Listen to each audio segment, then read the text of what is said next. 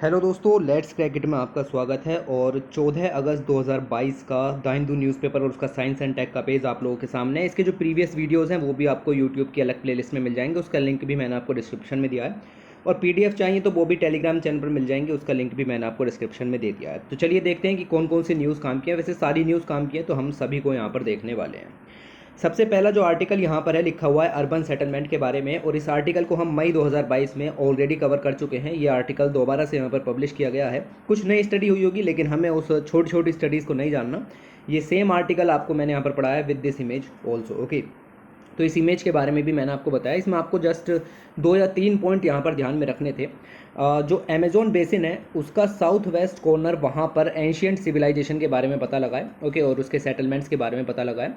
और बेसिकली ये सब जो है वो LIDAR टेक्नोलॉजी का इस्तेमाल करके किया गया है, जो कि बेसिकली एक लेज़र रिमोट सेंसिंग टेक्नोलॉजी है, ओके। और इसमें हमें जो पता लगा है वो है आपका कसरावे कल्चर के बारे में, ओके।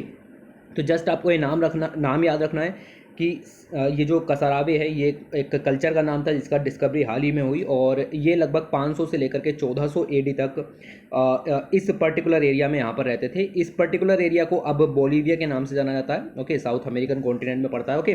तो यहाँ पर ये चीज़ें आपको थोड़ी सी याद होनी चाहिए थी। इसके अलावा मैंने मई में आपको इस बारे में भी बताया था। ये रही आपकी कसरावे कल्चर, सेम इमेज के साथ मैंने आपको बताया था। इसमें हमने जो एंशियंट बेसिकली सिविलाइजेशन है उसके बारे में पता किया, और यहाँ पर एक पिरामिड लाइक संरचना जो है वो यहाँ पर उभर करके आ रही थी, जिसकी वजह से अर्बन सेटलमेंट का पता जो है वो यहाँ पर लगा। तो ये साइट अब जो है वो एट प्रेजेंट बोलीविया के अंदर है, और बोलीविया के अंदर अगर हम देखें तो साइट को कहा जाता था आपका कोटोका, COTOCA, ओके। तो ये जो 2-3 फैंसी से नाम आ रहे हैं, लाइक कोटोका है या फिर कसरावे है, ऐसे नाम पूछे जाते हैं कि हाल ही में ये टर्म न्यूज़ में थी, इसका क्या मतलब है या फिर कैसे, ठीक है। तो चांसेस कम होते हैं लेकिन फिर भी निकलने के चांसेस तो हैं।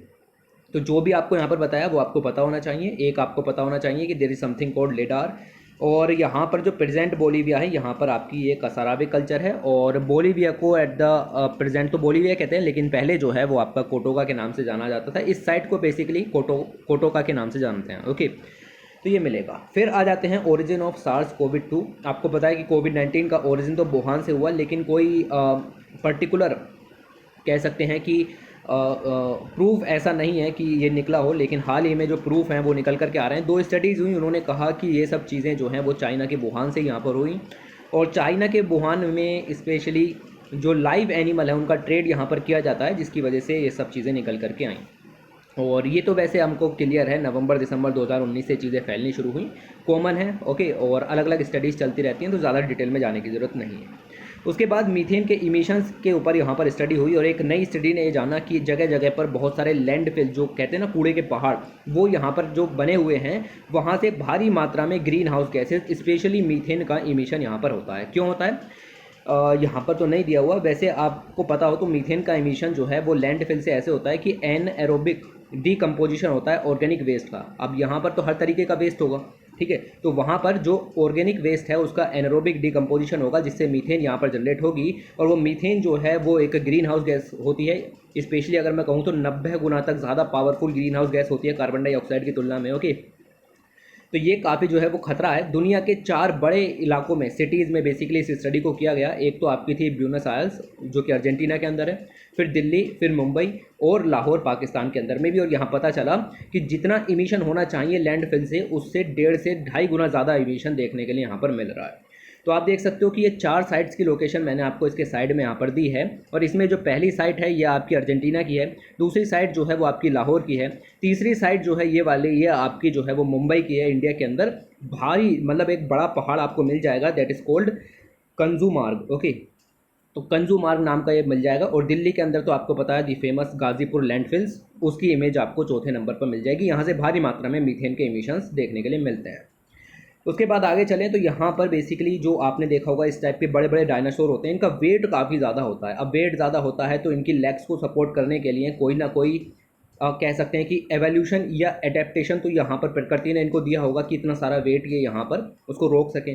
तो ऐसा ही निकला है कि इन डायनासोर्स, इनको कहते हैं सोरोपोड्स, और ये जो डायनासोर हैं इनके पैर के नीचे जो है बेसिकली पैर के नीचे सॉफ्ट टिश्यू पैड्स यहाँ पर लगे होते हैं। ये स्टडी हाल ही में हुई, और ये जो है वो बेसिकली ऐसे समझो कि स्प्रिंग की तरह होते हैं जो कि वेट को बेड से जो है, जो आपकी बोन वगैरह ना टूट जाए, उसको एनर्जी को उतना एब्जॉर्ब यहाँ पर कर लेते हैं। और जो सॉफ्ट टिश्यू पैड्स हैं ये यहाँ पर देखने के लिए मिले हैं। तो फुट की जो बोन होती है, बेसिकली पैर की जो बोन है, ओके, उसमें स्ट्रेस ना आ जाए, उसमें किसी तरीके का खिंचाव ना आ जाए, उसको रोकने के लिए और जो इतना सारा वजन ऊपर से पड़ा उस प्रेशर को एब्जॉर्ब करने के लिए आपके यहाँ पर सॉफ्ट टिश्यू पैड्स होते हैं। और यही डिस्कवरी यहाँ पर हुई है और ये एक एडेप्टेशन के रूप में उभर करके यहाँ पर आए हैं। ठीक है, तो धीरे धीरे इस चीज़ का एवोल्यूशन हुआ और ये चीज़ें यहाँ पर आपको मिलेंगी। तो जस्ट याद रखो कि ऐसा कुछ एडेप्टेशन जो है वो हमें देखने के लिए मिलता था और देयर इज़ समथिंग कॉल्ड सोरोपोड।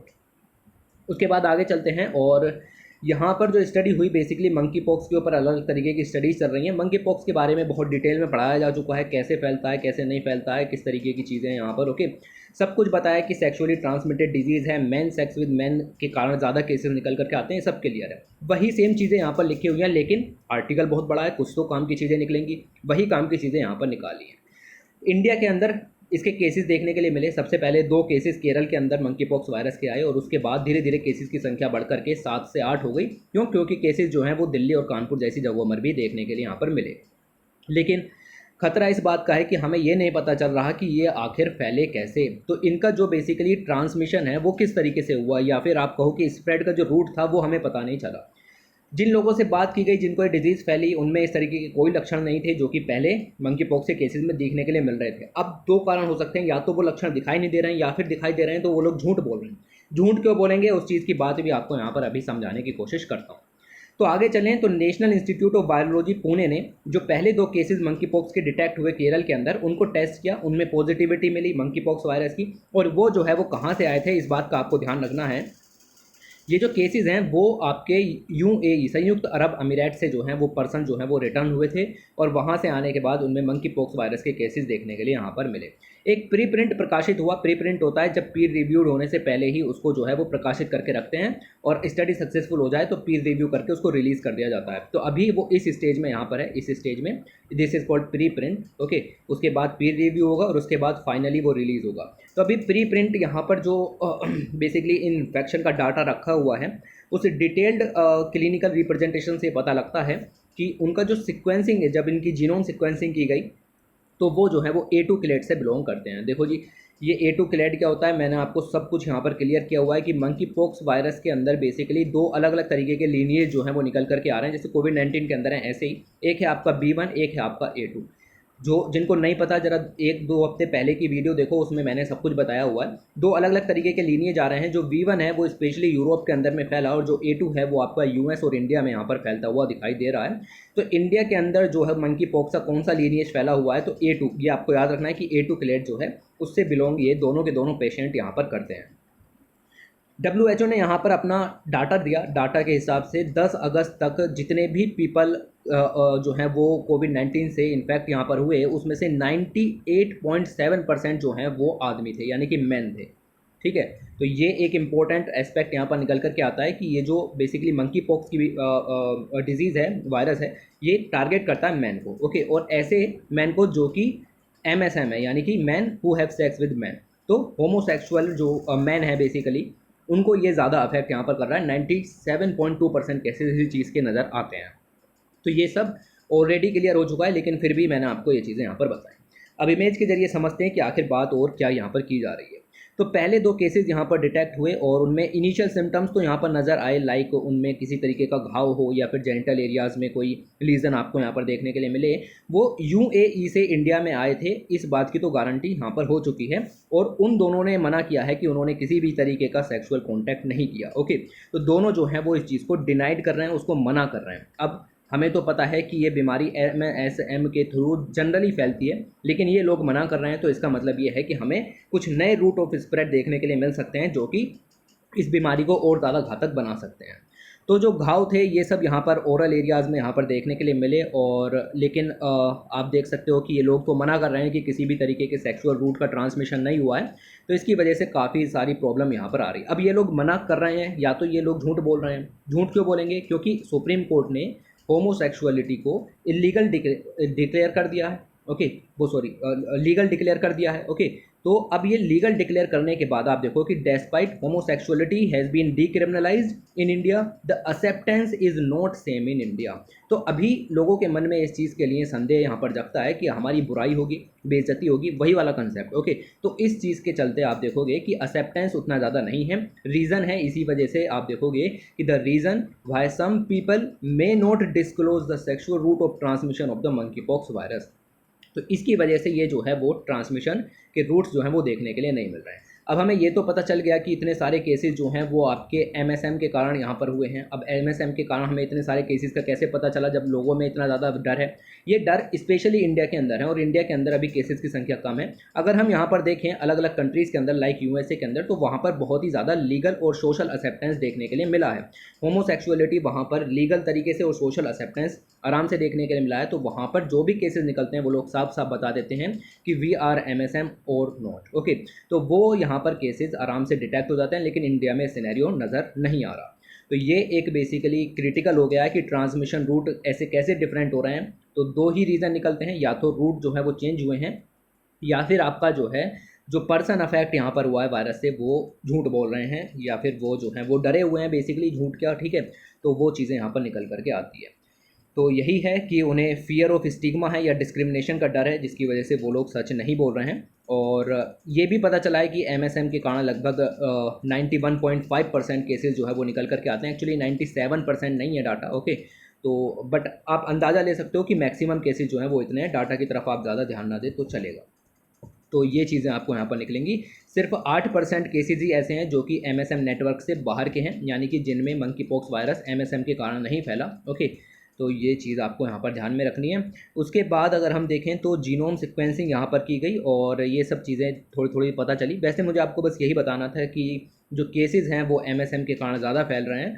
और भी ये चीज़ें हैं कि A2 क्लेट से यहाँ पर जो है वो आपका इंडिया के अंदर केसेस निकल रहे हैं। और ये जो बेसिकली कह सकते हैं कि फियर है ना ये वाला, तो यही निकल करके आ रहा है कि public health communication about different routes of transmission of monkeypox virus उसको जानना जरूरी हो गया है, क्योंकि डेमोग्राफी चेंज यहाँ पर हो रही है। और ट्रांसमिशन के रूट्स को जानना जरूरी है, क्योंकि लोग डरे हुए हैं कि ये किस कारण से फैल रहा है। तो आपको जस्ट इतना आइडिया जो है वो मेरी तरफ से यहाँ पर होना चाहिए, बाकी आप इसके अंदर जानने की जरूरत नहीं है। अभी तक टोटल 9 केसेस यहाँ पर निकल चुके हैं। 5 केसेस जो हैं वो केरल के अंदर डिटेक्ट हुए हैं और 4 जो हैं वो दिल्ली में स्पेशली निकल करके आए हैं। ओके, तो ऐसी सब चीज़ें जो हैं वो आप यहाँ पर ध्यान में रखो कि all the 5 detected case in Kerala जो हैं वो आपके इंपोर्टेड केसेस हैं। लेकिन दिल्ली के अंदर अगर हम केसेस देखें तो उनकी इंटरनेशनल हिस्ट्री भी यहाँ पर नहीं है। इसका मतलब ये है कि केरल से दिल्ली ट्रांसमिशन हो चुका है इंटरनली। ओके, तो ये सब पॉइंट जो है वो आपको यहाँ पर ध्यान में रखने हैं। इतना आपको पढ़ना था, बाकी तो सब पढ़ा हुआ ही है इसके अंदर बारे में।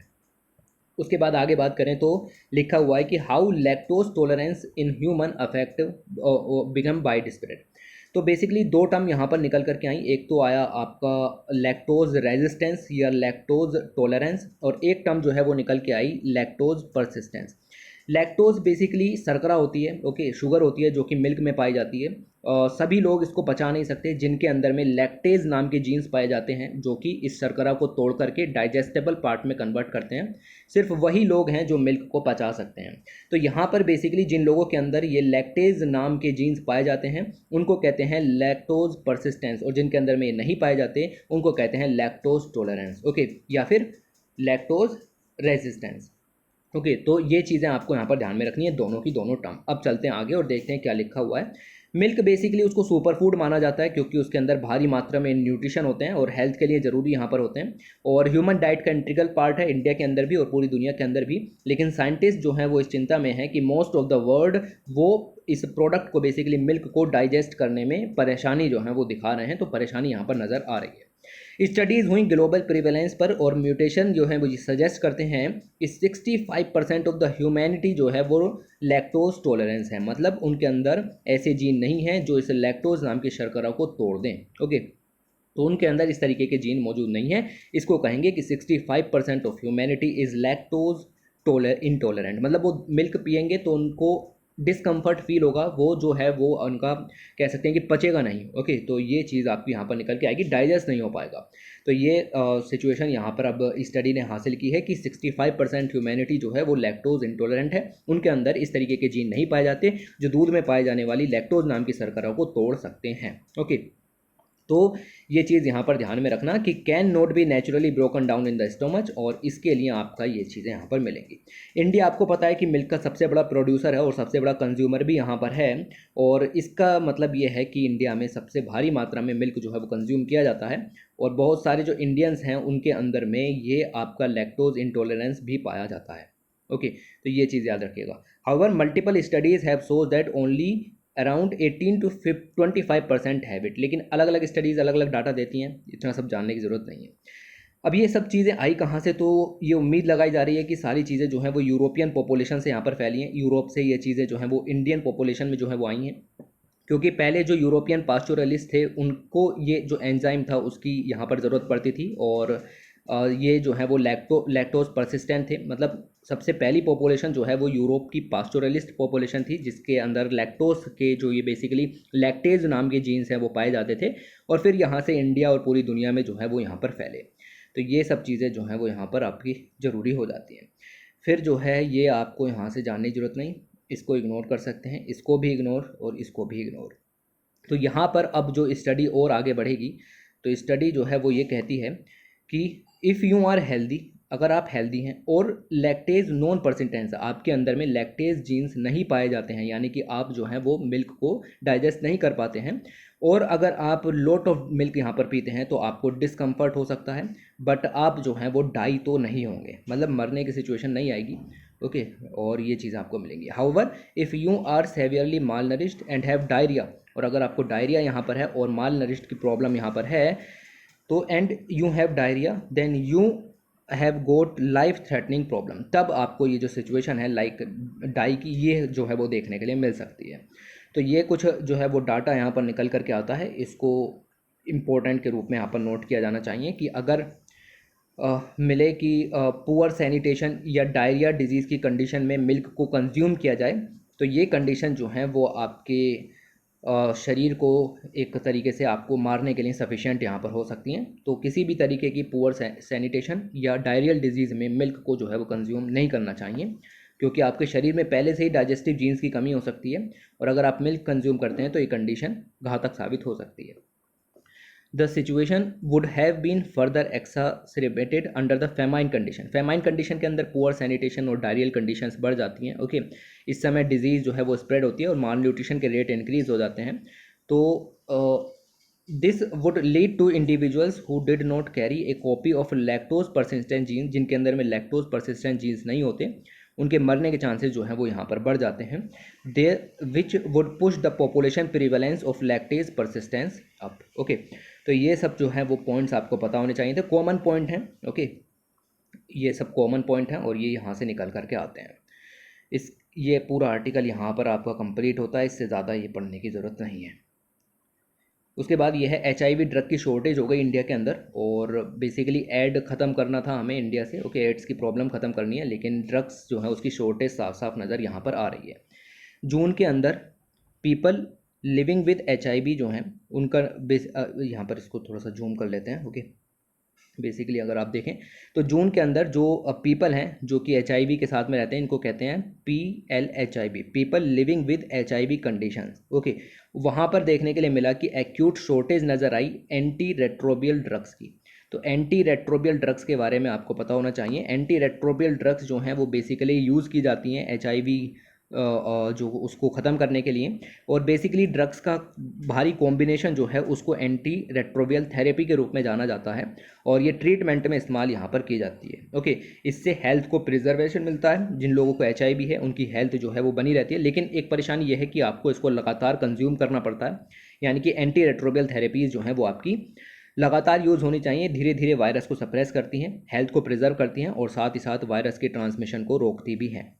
ओके, तो staying on anti retroviral therapies continuously is a crucial to keep the virus suppress. तो वायरस को अगर आपको ख़त्म करके रखना है तो उसके लिए आपको इसको सप्रेस करना पड़ेगा, ये चीज़ें मिलेंगी। But the virus can mutate into the resistance form if treatment delivery is poor and positive. अगर ट्रीटमेंट सही से नहीं है या फिर दवाइयों की शॉर्टेज आपको यहाँ पर नज़र आती है, तब प्रॉब्लम जो है वो ये बढ़ सकती है, और अगर डिलीवरी पुअर है या दवाइयों की कमी यहाँ पर है, तो एंटी रेट्रोवियल जो आपकी एंटी रेट्रोवियल थेरेपी है वो उनकी सप्लाई इंटरप्टेड होगी तो पीपल लिविंग विद HIV उनके अंदर रेजिस्टेंस डेवलप हो जाएगा। जो HIV नाम के जो बेसिकली वायरसेस हैं वो आपके शरीर को फिर आगे बीमारियों से नहीं बचा सकते। तो ये कुछ प्रॉब्लम्स जो है वो नज़र आ रही हैं कि अगर ये जो थेरेपीज़ हैं ये कम हुई तो फिर दिक्कत यहाँ पर आ जाएगी। ओके, तो थेरेपीज़ और ड्रग्स की संख्या यहाँ पर कम हुई है। आप देखो कि नेशनल एड्स कंट्रोल ऑर्गेनाइजेशन वो मना कर रहा है कि कम नहीं हुई, लेकिन साफ साफ नज़र आता है कि ये चीज़ें कम यहाँ पर हुई हैं और इससे जो एड्स रिलेटेड डेथ्स हैं वो भी यहाँ पर बढ़ जाएंगी। तो ये एंटी रेट्रोवियल थेरेपी और ड्रग्स का होना बहुत ज़्यादा ज़रूरी है। 2004 से अगर हम देखें तो एड्स रिलेटेड डेथ्स में रिडक्शन देखने के लिए मिला है, लेकिन हाल ही में जो सप्लाई चेन मिसमैनेजमेंट के चलते यहाँ पर जो डेथ्स हैं उनकी संख्या बढ़ सकती है। ये सब डाटा जो है वो नेशनल एड्स कंट्रोल ऑर्गेनाइजेशन से निकल के आया है, जो कि ministry of health and family welfare के अंदर में वर्क करता है। और इंडिया के अंदर जो बेसिकली अगर हम बात करें नेशनल एड्स कंट्रोल प्रोग्राम है उसके लिए इम्प्लीमेंट एजेंसी भी यही जो है वो निकल करके आती है। ये दोनों साथ में मिल करके कर रहे थे काम। एक तो है आपका NACO, that is called National AIDS Control Organisation, और एक है आपका Central Medicine Service Society. Okay, तो इन दोनों के बारे में थोड़ा सा आइडिया यहाँ पर होना चाहिए। और यहाँ पर जो है वो एड्स ड्रग्स की कमी जो है वो नज़र आती है। अगर हम इसके रीज़न को यहाँ पर जानें, the tender for pool procurement of life saving anti retroviral medicine has been bureaucratic delays. तो ब्यूरोक्रेटिक डिलेज के कारण जो है वो ये सिचुएशन देखने के लिए मिली है 2014, 17 एंड नाउ 2022 के अंदर में भी ब्यूरोक्रेटिक डिलेज के कारण ही HIV ड्रग्स की शॉर्टेज जो है वो नज़र आ रही है, जिसकी वजह से प्रॉब्लम वर्स यहाँ पर हो गई। ओके, तो ये चीज़ें हैं। लेकिन जब शॉर्टेज हो गई तो कुछ जो पीपल लिविंग विद HIV थे उनको क्या किया गया कि उनको एडल्ट फॉर्मेशन की जगह पीडियाट्रिक फॉर्मुलेशन यहाँ पर दे दिए गए। एडल्ट फॉर्मुलेशन का मतलब ये है कि ऐसी एंटी रेट्रोवियल जो ड्रग्स हैं जो कि एडल्ट्स को दी जाती हैं, और पीडियाट्रिक फॉर्मुलेशन का मतलब है कि ऐसी एंटी रेट्रोवियल ड्रग्स जो कि आपकी चिल्ड्रंस को दी जाती है, बच्चों को दी जाती है, जिनमें एड्स की प्रॉब्लम देखने के लिए मिलती है। ओके, तो ये जो है वो आपको मिलेगा कि पिल बर्डन इंक्रीज़ हो जाएगा, स्पेशली जो बच्चे हैं living with HIV, children living with HIV जो हैं उनके लिए दवाई कमी पड़ जाएगी अगर हमने पीडियाट्रिक फॉर्मुलेशन एडल्ट फॉर्मुलेशन की जगह पर रिप्लेस यहाँ पर कर दिए तो। ओके, तो ये कुछ पॉइंट्स जो हैं वो भी यहाँ पर निकल कर के आते हैं। और बस इतना यहाँ पर ध्यान में रखो कि ये शॉर्टेज जो है वो यहाँ पर बनी हुई है, जिसकी वजह से प्रॉब्लम्स खड़ी हुई हैं। शॉर्टेज क्यों है? ब्यूरोक्रेटिक हर्डल की वजह से। और ब्यूरोक्रेटिक हर्डल में जो प्रोक्योरमेंट है वो बल्क तरीके से होना चाहिए था, लेकिन हाल ही में नहीं देखने के लिए मिला, जिसकी वजह से प्रॉब्लम आई है। तो एंटी रेट्रोवियल जो ड्रग हैं उनके बारे में आपको इतना पता होना चाहिए, बाकी आप जो है वो इतना याद रखोगे। उसके बाद फ्रूट फ्लाई स्पीसीज़ के बारे में लिखा हुआ क्वेश्चन कॉर्नर में। और फ्रूट फ्लाइज जो है वो बेसिकली न्यूज़ के अंदर में आई क्योंकि मार्बर वायरस डिजीज़ जो है वो यहाँ पर फैली। और मार्बर वायरस डिजीज़ जो है वो आपकी स्पेशली घाना से फैली। ओके, और घाना से फैली ये यहाँ पर। और आपको यहाँ पर मिलेगा कि अभी 2 केसेस निकल करके आए हैं, और ये फ्रूट बैट के कारण यहाँ पर जो है वो स्प्रेड होती हैं। फ्रूट बैट जो है वो इंडिया के अंदर भी पाई जाती हैं, तो अगर केसेस की संख्या बढ़ी तो इंडिया इससे बिल्कुल भी अछूता नहीं रहेगा। और यहाँ पर बेसिकली क्या बताया गया है इसको देख लेते हैं कि यहाँ पर जीन ट्रांसफ़र के बारे में बताया गया है कि फ्रूट बैट जो है वो जीन ट्रांसफ़र यहाँ पर करती हैं, जिसकी वजह से जो वायरस है वो और ज़्यादा खतरनाक हो जाता है। रिसर्चर्स ने ये कहा है कि डार्विन है या मेंडल हैं, उन्होंने सबने इन आनुवांशिकता के ऊपर सिद्धांत यहाँ पर दिए थे। ओके, और उन्होंने कहा था कि ज़रूरी नहीं है कि जीन के अंदर जो वेरिएशन है वो स्मॉल ही हो, इंक्रीमेंटल ही हो, या फिर आपके प्रेडिक्टेबल भी हो। कभी कभी ये चीज़ें अपोजिट भी यहाँ पर हो जाती हैं कि लॉन्ग टाइम तक जीन वेरिएशन देखने के लिए मिलता है और प्रेडिक्टेबल भी यहाँ पर नहीं होता। तो साइंटिस्ट ने इस चीज़ को यहाँ पर जाना कि जीन जंपिंग जो है बेसिकली 1940 से ये फिनोमिना निकल करके आता है, और इसमें जो एक स्पीसीज़ है अपने जीन्स को दूसरी स्पीसीज़ के जीनोम में ट्रांसफ़र यहाँ पर कर देती है। और ऐसा ही कुछ आपको फ्रूट फ्लाइज के बारे में भी नज़र आएगा। ओके, तो ये सारे पॉइंट जो हैं वो थोड़े से ध्यान में रखो, बाकी डाटा दिया गया है, ये सब जानने की ज़रूरत नहीं पड़ेगी। तो इस तरीके से आपकी जो पूरी ये है ये कवर होती है, और इसमें आपको सारे आर्टिकल से कुछ ना कुछ पॉइंट्स जो हैं वो निकल करके आते हैं। ये सारे पॉइंट्स आपको ध्यान में रखने हैं, और इन जस्ट पॉइंट्स को ऐसे नोट कर लिया करो। कुल मिला के 5, 6 या 8 पॉइंट्स निकलेंगे, इससे ज़्यादा कुछ नहीं। ओके, तो ज़्यादा भरने की कोशिश मत करो नोट्स को। 8 पॉइंट्स के अंदर इन 8 की 8 न्यूज़ को यहाँ पर लिखो, न्यूज़ को नहीं, बेसिकली उसके अंदर जो स्टैटिक डाटा दिया गया है उसको यहाँ पर आप लिख सकते हैं, जिसकी मदद से रिवीजन में भी हेल्पफुल यहाँ पर आपको ये चीज़ें रहेंगी। तो फिलहाल वीडियो को एंड करते हैं और इसी के साथ ये ख़त्म होती है। Thanks for watching, take care.